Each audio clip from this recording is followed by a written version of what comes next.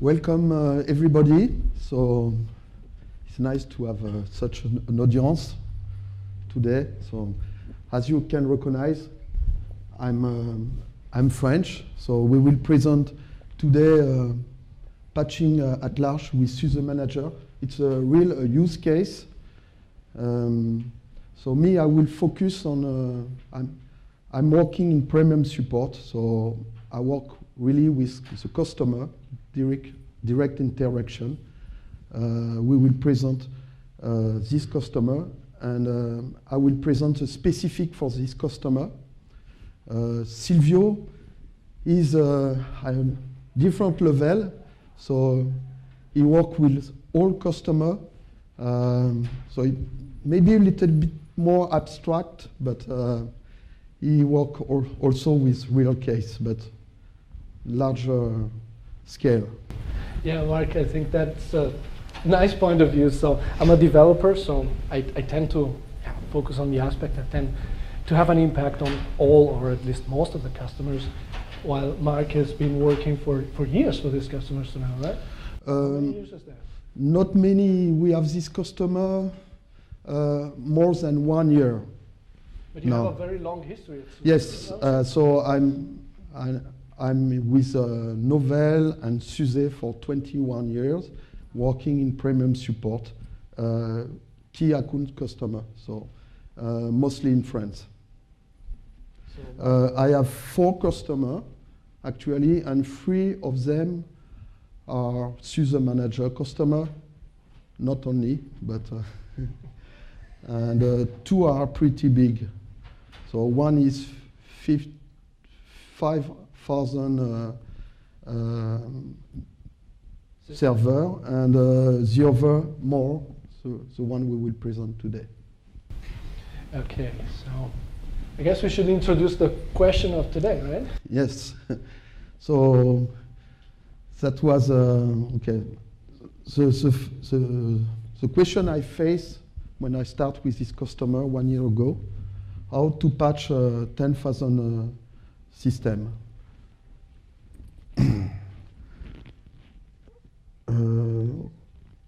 Okay. So the agenda, I will explain myself the customer context, the architecture with this specific industry. Then we will Silvio will talk about when for large scale and performance, about architecture and best practice. Then I will present some specific measure that the customer put in place that could be interested for you as an experience. And there will be a topic on troubleshooting. I think that most of IT guys know how to troubleshoot, but we will present the things related to SUMA. So today we're trying to give you 2 different points of view, 2 different lights to this same customer situation. One is basically for me about the architecture. How can such a solution be made? How does it look like in general? And the other one is from the field, right, Mark? So how do you put it together? What are the specific tweaks for the specific case of this customer? And ultimately how you troubleshoot, because that's your job, right? Yes, day-to-day job. All right. So I guess we could talk a little bit about this customer and give the audience some information about yes. This customer, right? So there is something that we can't say is the name. Unfortunately, we were not allowed to say the name. We wish to have, and we try to have the customer board aboard, the customer team aboard. This customer, the team is an external employee, so it makes it difficult to have the agreement. What we can say is this is a big financial institution in France, retailer, and I would even say it's more than France. It's actually one of the Yes, biggest yes. in the world. Yes, it's quite big. Yes, it's worldwide based also. But there is different branch. I work with the retailer branch, and of course, this kind of institutions, they have also, they are in the financial market or assurance. But here we deal especially with the retailer. So I think the last line is important yes. right now. It is expanded support. So I work a lot with expanded support, and they went to us because they were not satisfied for different reasons with the competitor. So do we really want to say the name of the competitor product here? It's on the slide. it's not written, but so you can guess. It was Satellite 6. So then I will have the voice of the customer here, why it didn't work. That was really related to this customer. I'm not sure that it could apply to other customer. So the subscription was not working for them. I mean, this, for instance, the subscription, there is physical subscription and also subscription for the virtual machine. And they get mixed around. And so Red Hat answers was to have a dedicated ESX server for all the Linux workload, which was not possible for them because they have some constraint, like if they need to balance the workload, they need to migrate some guests across the different cluster. So they have to do a script by themselves to fix this issue. Also, Pulp was not working very well, so it's the channel. So Pulp, you can think about the channel. Maybe we can do a little poll here. Does anybody know what Pulp is in the Satellite 6 context? Pulp, yes, yeah. Sorry. Maybe we can spend a couple of words. So Satellite 6 is a complex product made of many components, and Pulp is the one that allows you to manage your repos and manage your content. So define what is in a certain stage, where to promote patches. And of course, it's a pretty critical component. Yes, for us also channel. If the channel not working, I mean, we can't do anything. And for this customer, it was not working, so they have to develop their own script to patch the server with their own repo. They have to duplicate the repo. I think so. Yes. So also one of the problem was they don't have the correct level of support. First, they have support by a partner. It was not working for a customer like that. And then they said, yes, we need a support. So they buy the cheapest one, which was in India. And the guys were very good, but they have no way to escalate to Red Hat. So they just closed the incident. Then it has been raised to Red Hat, and Red Hat came back and said, okay, above 8,000 server, we have bugs, and it's not working well. So that was, I mean, they have a PDF. They told me that. I just repeat the customer voice. Then I will be killed by Red Hat after, but. Okay. We also can say that this is not the only product at the customer side, and we didn't displace other products, right? Yes, so of course it's very complex. I mean, those customers don't do only Linux, they do Windows, they do mainframe, so they need some, they have a lot of automation that was already in place. So they use all these kind of products that overlap with our proposal, but we have to come in and we have to work with them. Play nice. Yeah. You so can't far- change big organization like that. I mean, it's like a big ship. I mean, you can't move it quickly. So far so good about the products. Can you tell us something about the organization of this customer? Yes. So I work, I'm very lucky. I work with the SUSE Manager team. They are very young, not like me. They are very, they are developer, very reactive. Also, I have good communication with Silvio. I can reach Silvio quickly when I have a problem. So good communication between customer, development, consulting, that help. The customer told me that one of the value of the contract was me. So it's not too, and it's true that it's help to have a dedicated premium support for this kind of customer. Then there is a security team. So the security team do all the channel work. So they publish the patch, they decide which patch will be applied. And then, of course, the SUSE Manager team apply it. There is a critical piece here, it's provisioning team. So they need to have 24/7 SUSE Manager up and running to be able to provision some workload. So that's critical for us. Of course, they use a lot about automation. So that's all. I will now hand over to Silvio.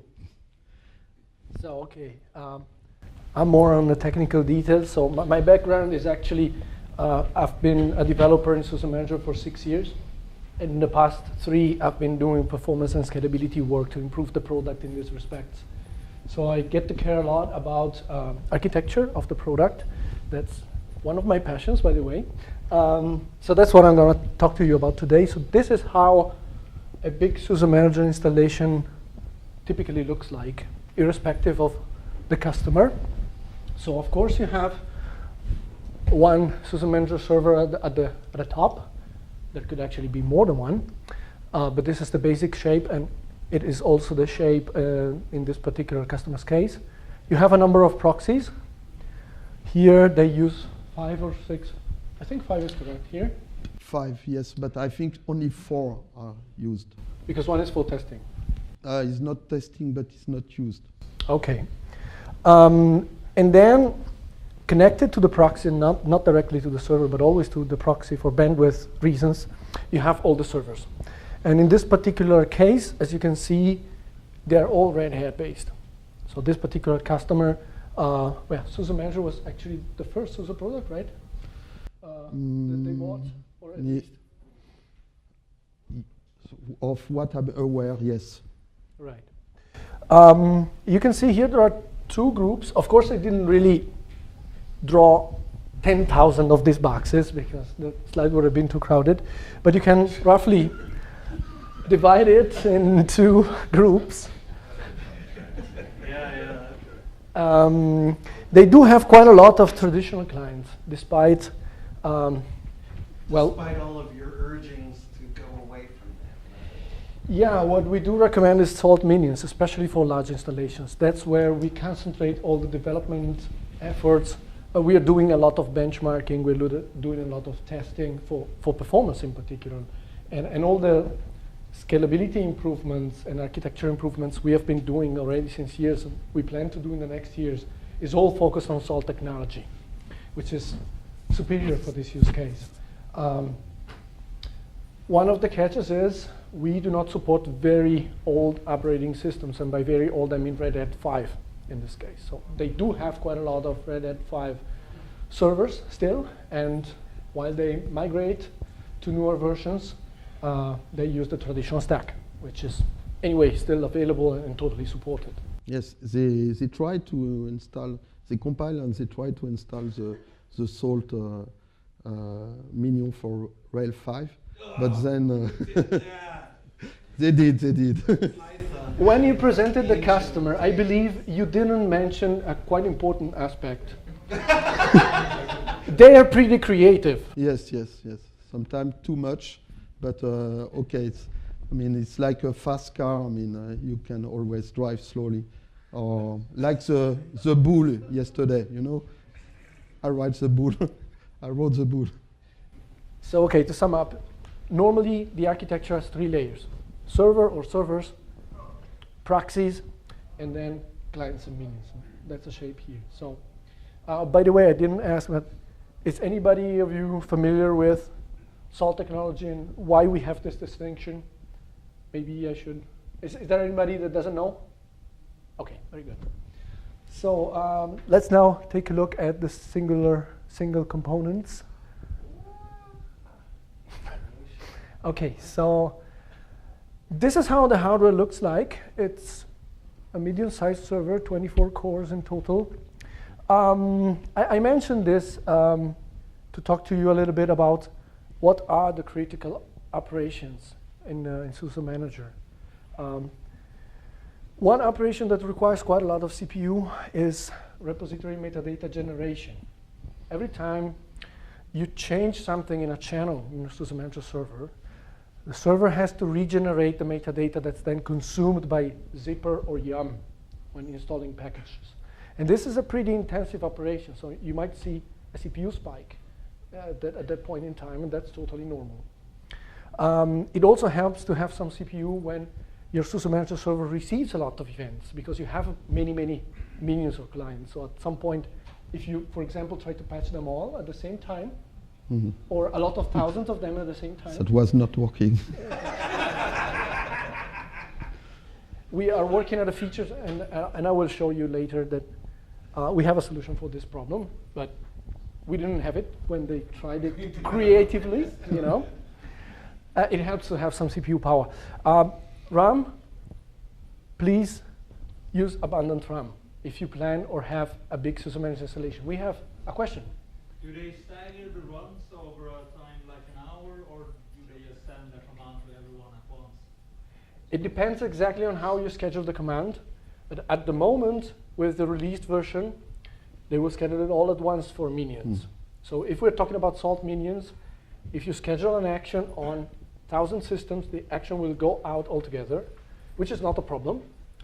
The minions will run it. If it happens to be an action that takes exactly the same time on all minions, then the problem you have, you get 1,000 return events hitting the server at the same time. And then you can get into a bottleneck. So it depends on what you're doing. If you are installing the exact same 3 packages on all of them because they're all very uniform, which is the thing that SUSE Manager excels at, by the way, and that's what you should aim for, then you're in for some trouble. But I have a solution I will show you in a minute, okay? Why so much RAM? One of the components internal to SUSE Manager server is a Postgres database. And databases like having a lot of space in RAM, and they eat up all the RAM that you give them, so that helps. Same for the storage. Remember, there's a database in it, so storage is important. In this case, they're using a fiber channel SAN. Yes.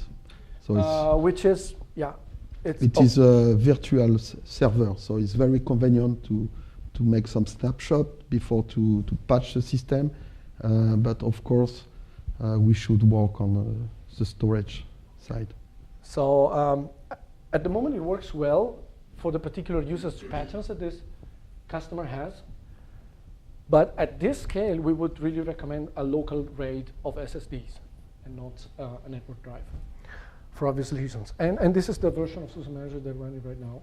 I hope they will upgrade soon to 3.2.6, but that's another story. Okay.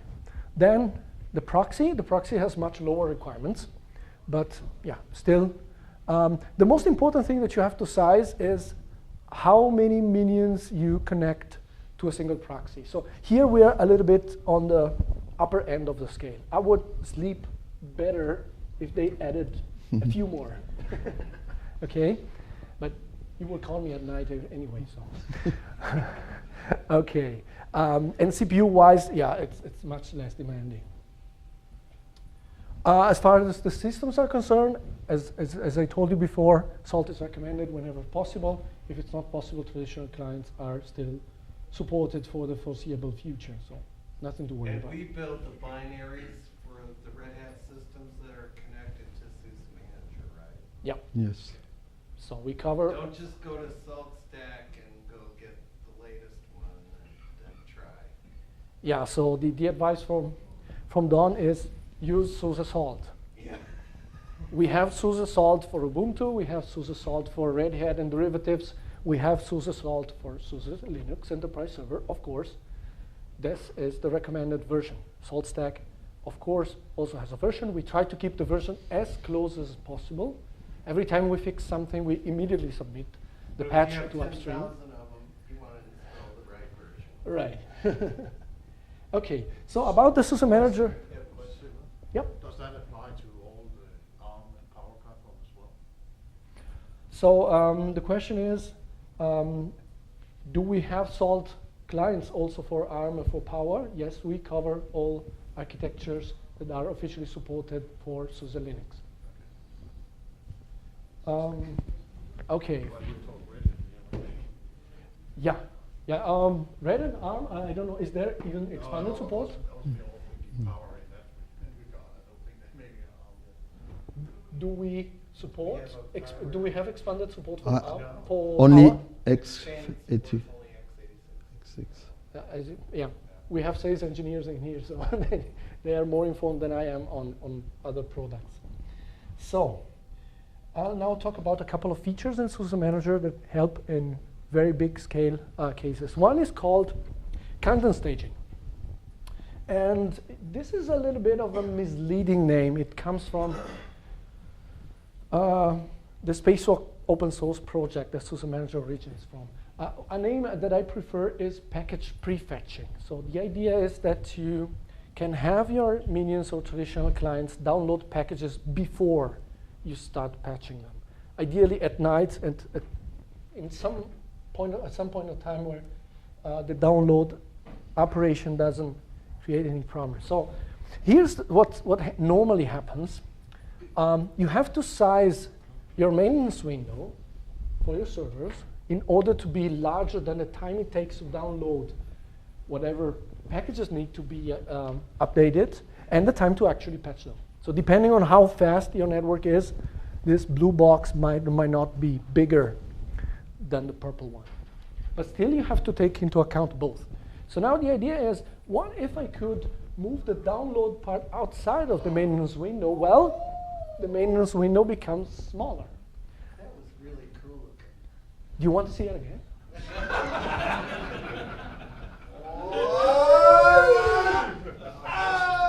Isn't this cool? Okay. I hope the concept is clear. So it's just about having two different points in time, one at which download starts and one at which the patching really takes place. You need to have to set a couple of configuration parameters in order to make this happen, and those parameters are the following. The staging window determines how long is the window of time SUSE Manager can use in order to do the download, and the staging advance decides how back this blue box starts. So you have to size them appropriately in order to make sure you have enough time to download all the packages you need, and in order for the download not to interfere with the patching. In case some download is really slow, the patch will begin as soon as possible, of course. How to implement this? It's pretty easy. You go to your etc conf file, and you set those two values. In this particular case, we chose the same value, 8 hours and 8 hours. This means that the critical maintenance window starts immediately after the end of downloads, but you can choose different values if that's what you want. Once you've done this, You also have to activate the feature on an org by org basis. You go to this menu here, admin organizations. You select your organization, and then you activate the feature, which is enable staging contents here. And once that is done, you're ready to go. Yeah, it's beautiful. You're way past me on the cool looking Frieza stuff. No. You know it's not true. Okay. So here's another another feature that we developed recently. It's a feature that we had since a long time for the traditional clients, but it's only a recent addition to SaltStack Minions, and it's called batching, which is another name I don't like. I'm sorry, but it gives the wrong impression. You will see that in a moment. What I prefer calling it is rate limiting. So it limits the amount of work Salt has to do in a unit of time. Here's what happens. Let's say that you are in a pure Salt environment. Let's forget about SUSE Manager for a moment. This is your Salt master, and these are your Salt minions. And you want to schedule a command on them. So you have an example on top. Update all the packages. You run your command line, and what happens is that one message is broadcast to all minions. It gets to all minions. The Salt minion daemons get that message, translate it into a zipper call, and or yum, or apt. And what happens if they end all at the same time? Boom! Boom! Thank you. That's what you didn't want to see. So the boom can take several shapes. It could be you run out of memory. It could be a spike in the CPU that never ends. It could be that some processes die. The out-of-memory killer comes and kills your processes. It has many shapes. But anyway, the core message is you don't want too many return events to reach your Salt master at the same time. So what you can do from the Salt command line is to change the command up there. There is a new --batch equal to parameter now. And this is already available in Salt since several versions, but only in the command line tool. What happens if you use that parameter? The behavior is different. So the message is broadcast to 2 minions only. They eventually return. And once the first has returned, another one is started. So that the maximum number of minions that are performing something at the same time is 2, never more than 2. Doing that, you limit the rate at which return events can arrive to the server. And the server, no fire. Server doesn't burn. So what we did was to port this mechanism inside of Salt so that it could be also consumed via the API. So that SUSE Manager can use the API and make use of this mechanism in order to protect your SUSE Manager server when you schedule an action on a very big amount of systems. And here we're talking about thousands. So you don't see this problem until you hit at least 1,000. So it's for large installations. So this is something we contributed to upstream Salt. Okay. This feature is coming to SUSE Manager 3.2.8 and our major version 4.0, which will be out soon, and will be enabled by default, so that there's no risk you burn your server. You know? How to configure it? Well, you just have to set a certain batch size. We'll probably have 200 or 500. We're still not decided yet. We're running benchmarks to determine what a good default here could be. And in case you want to tweak, it's just a simple parameter. So, okay. So this gives me an excuse to talk about the next thing. So this is a tunable parameter. We have several others. Now, I really hope there's nobody in the audience from Gibson Guitars. Whew. I fear that because I have a Japanese guitar here. Yeah. But I thought about that too late. So we have several tuners in SUSE Manager. There are many such parameters. I wanted to talk to you about the main ones. There might be someone in the audience that already knows them, but for all others. You don't have to copy them all. We will have PDFs with the presenter notes that really contain everything. But just to give you an idea, we have a component inside the SUSE Manager. It's called Task-O-Matic, and what it does is all recurrent jobs, like a cron. And this has a certain amount of threads. This means it can't do more than that in parallel. You might want to increase that. This daemon also checks for new jobs every given amount of time, which by default is 5 seconds. 5 seconds might be too much. You might want to set it 1 second or less to have it work with less latency. There are other thread pools, worker pools, for example, inside of Tomcat that you want to tweak up in order for SUSE Manager to handle more in parallel. And the same goes for the number of database connections. Every time SUSE Manager has to digest an event from a minion, it needs one database connection to write the results of the database. You might want to pump it up a little bit. There's this other feature. I don't have the time to explain it in detail, but what it does is that every time an action goes out to a minion, we do a very quick ping before performing the action. This is because when you're targeting a very large number of systems, there's always 1 or 2 that don't respond because they're down, because the network is not working, disk is full, and you don't want those to slow down the whole execution, right? So you can tweak those parameters as well. And there are some parameters like allowing more memory for given processes, like this one down here.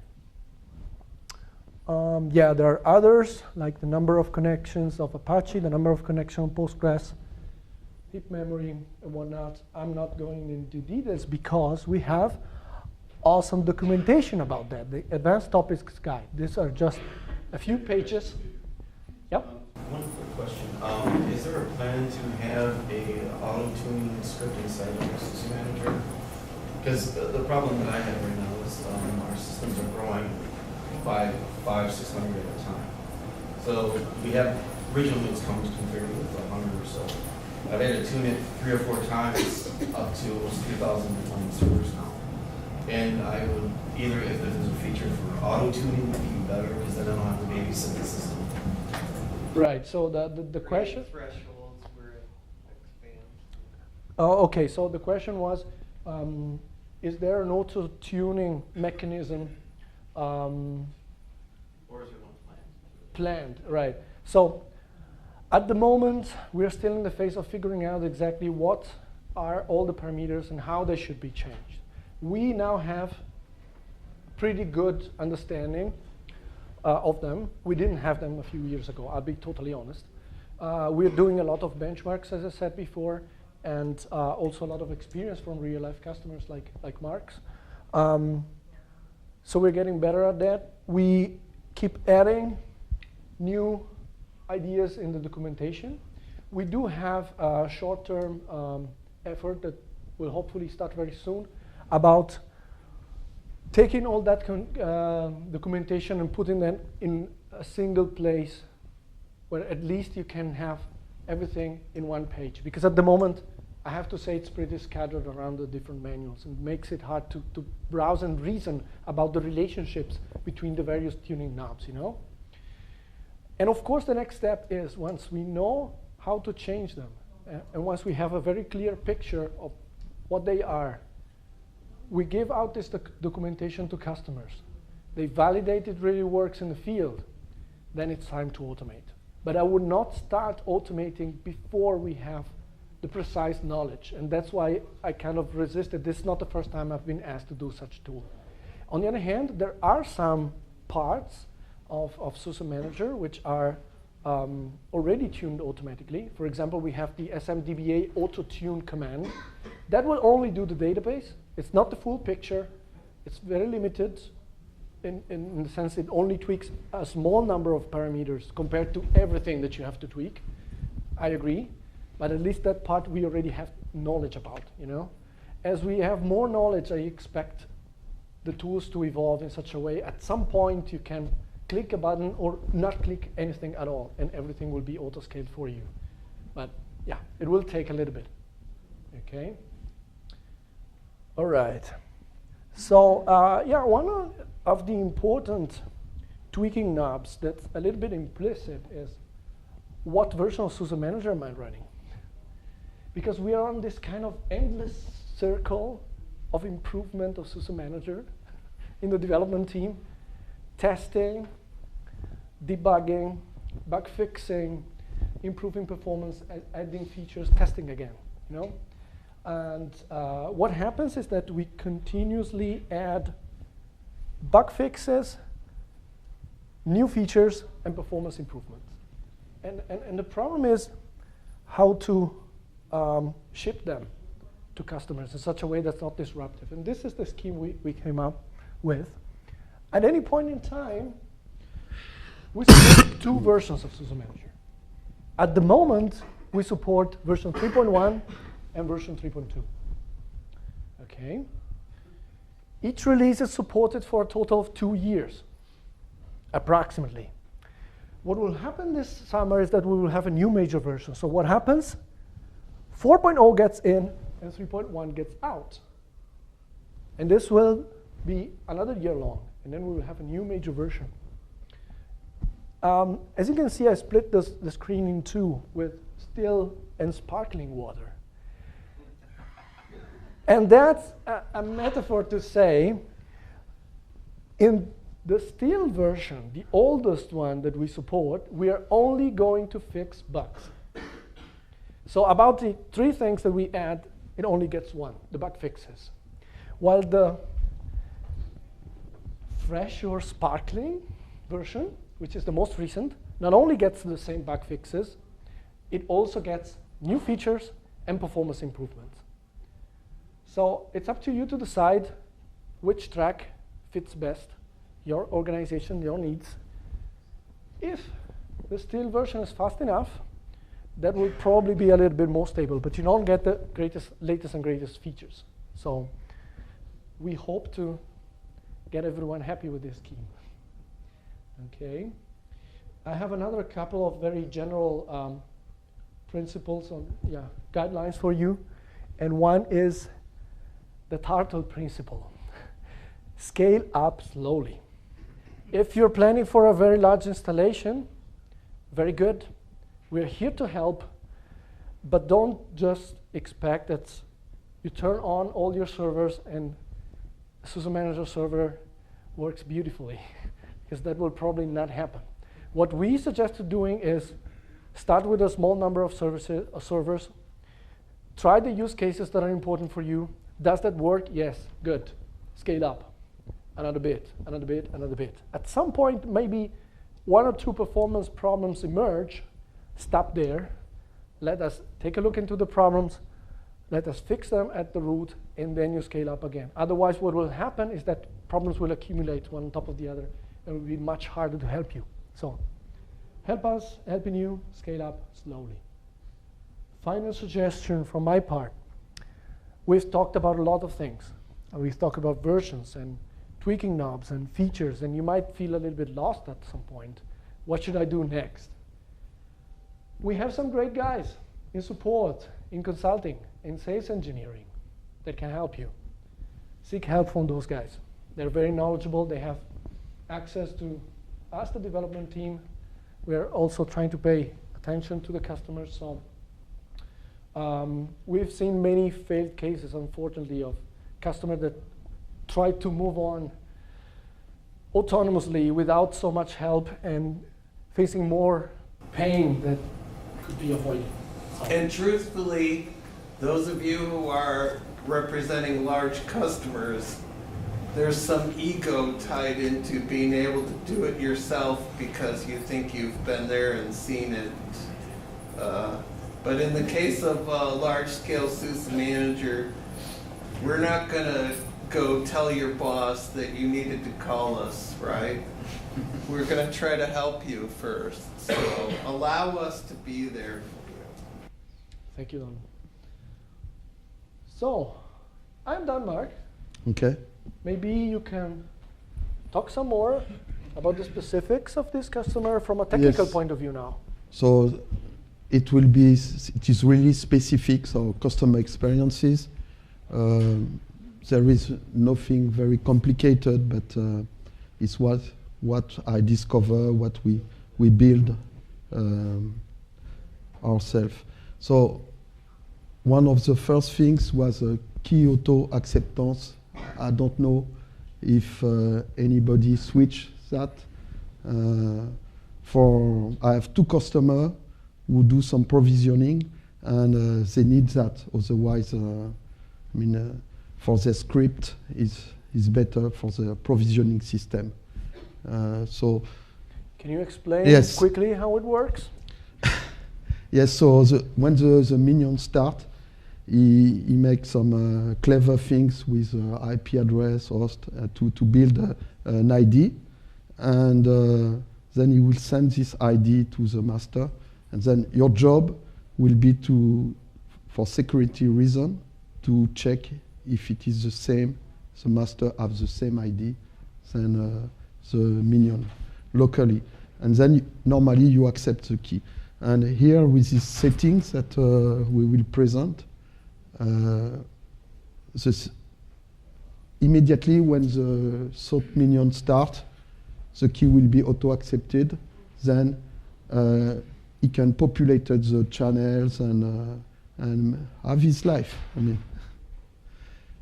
So that's very convenient. For security reasons, if you need to turn it to be true during a time of heavy deployment, and then you anticipate not to be deploying so fast, and you can turn it on.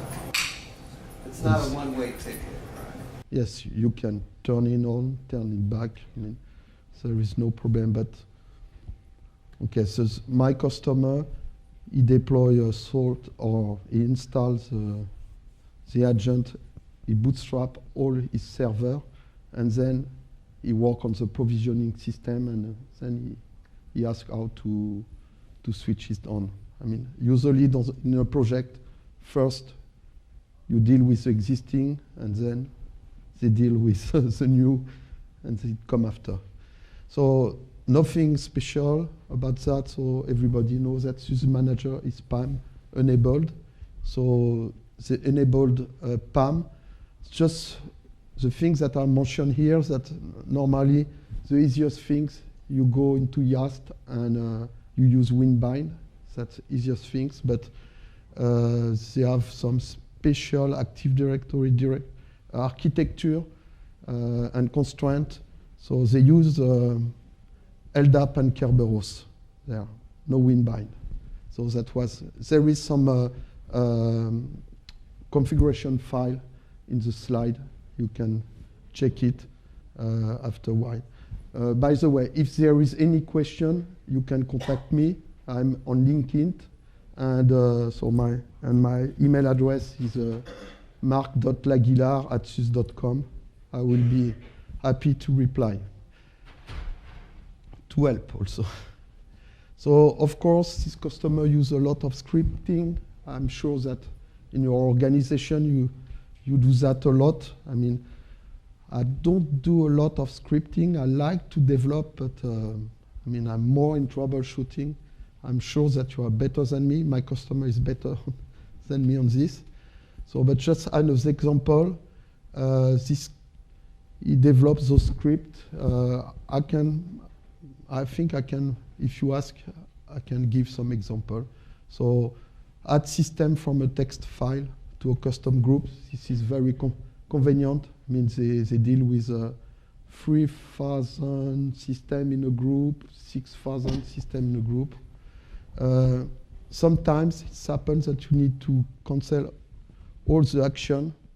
At the beginning, we have some problem with the action, or maybe we try to update 3,000 server in one goal, and we need to cancel all the action. It's much more effective with a script, and then we introduce a small delay because we need to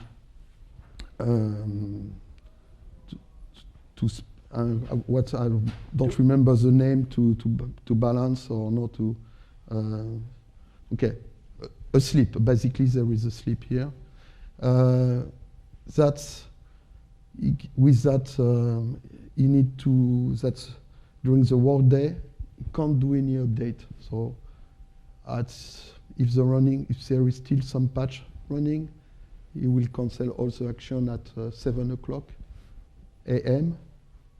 That's so clean denied case. So because they do a lot of provisioning tests and sometimes server is started with this all minion ID, so it gets denied.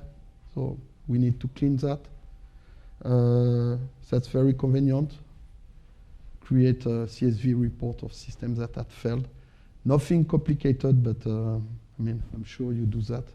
I think it shows this particular customers like to work from the command line more than they like to work with the GUI. So sometimes they just script even very basic things like canceling actions to be able to do that very quickly from the command line. That's yeah, part of the convenience of having the API. They can tailor your system as you prefer. Okay, inactive system. Okay, that's if the system are not there, so we can remove them. That's important because it addresses features we ask the customer. Okay, in SUSE Manager, in a system set manager, you can work with a union of groups or intersection. And you want to be able to do a minus. So basically, I will not explain the logical of groups, but you want the difference between two groups. You use this one, remove system, okay, select system. That's very easy. Okay, I can say also this customer made he made a salt returner to Redis to have some overview, some how do you call it? Dashboard. Dashboard, yes. So we said he wants that us supported. We said no, we will have Prometheus in 4.0, but he used it. That's a kind of creative. Then I will hand over to Silvio to explain the features that will come. So what happened in this particular case is that the customer wanted to use an alternative proxy.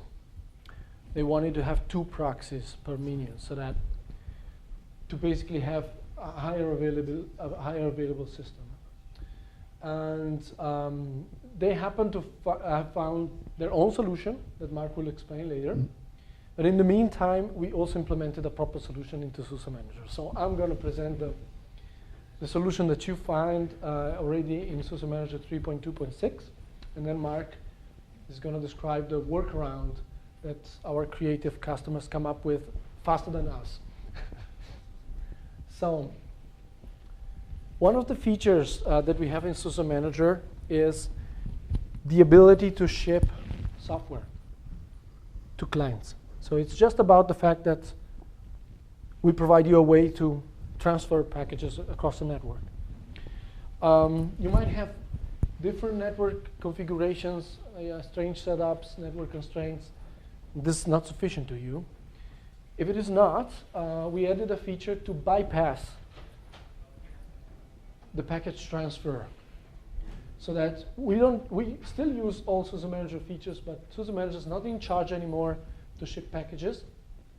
But this is done by some other mechanism at the customer side. It could be something as simple as an extra proxy server, a load balanced one, or it could be something as complicated as complete internal Canton distribution network.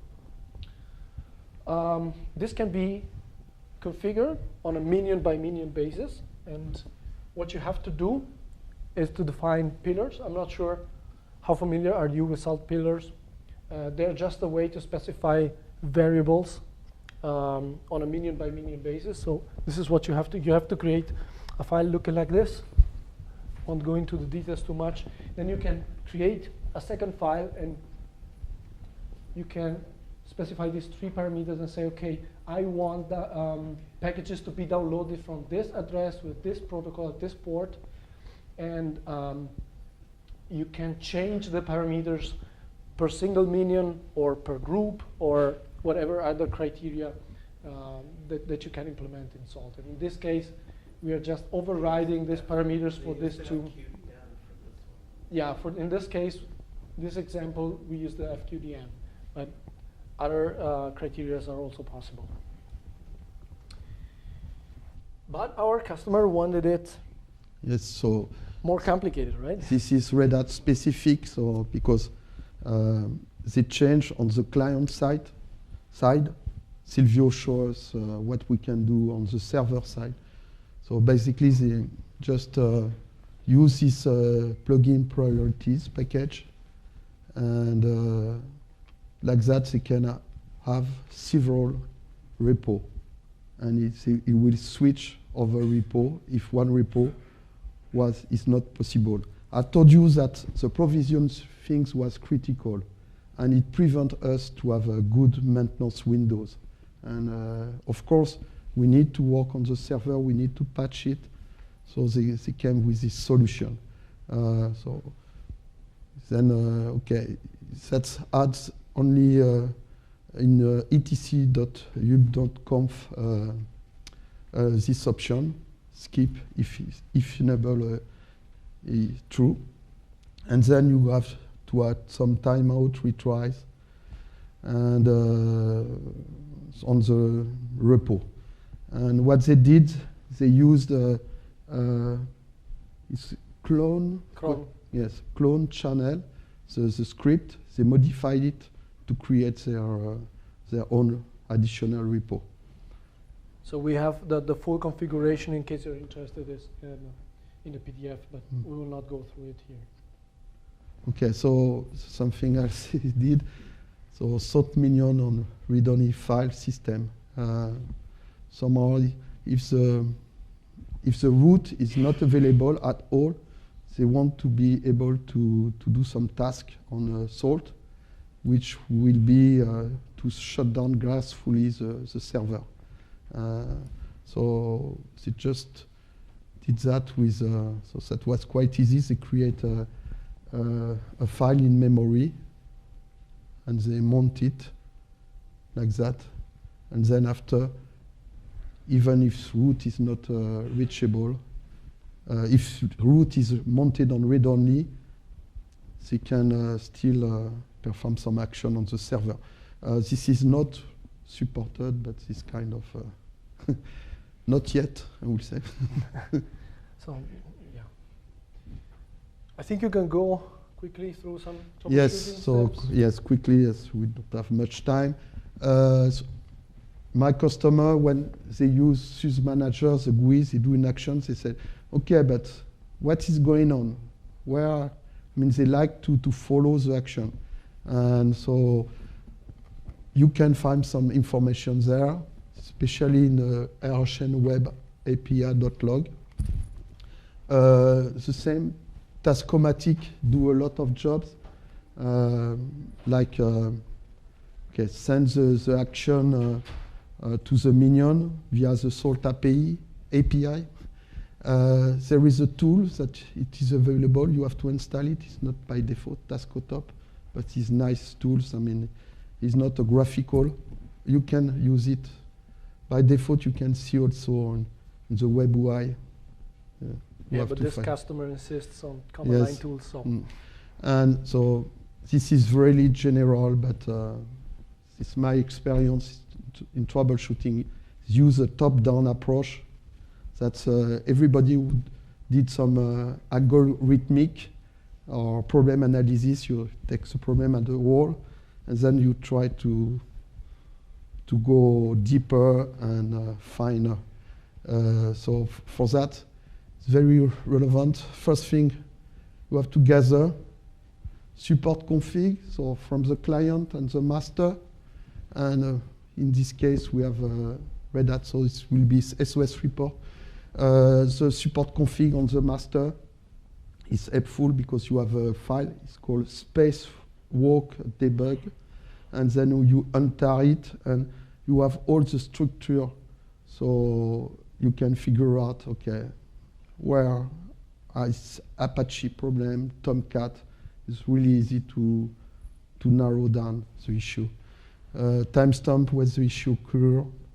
The salt event bus, if salt is not working, okay, how I can follow it. So this one, of course, you will have on the screen and on a file to save it, all the action that were done. And yes, we did that for these customers sometimes. Gathered a database, dumps, then we can upload it in our environment and analyze it. Database dumps, you use SMDBA? You can use SMDBA. My customer, yes, you can create, there is a, I think it's on GitHub, and you can have a dump with a running database. You don't need to stop the service, which is very convenient for our customer. And so we can duplicate. There is Terraform to duplicate the issue. Okay, that's all, I think. Okay, so if there's any question, I know we're a little bit late, but there's still some minutes. We are late? Oh. No, not yet. We have 3 minutes left. Okay. Well, in this case, we would like to thank you for your attention. The Geeko thanks you. Did you like it, Don? Yeah.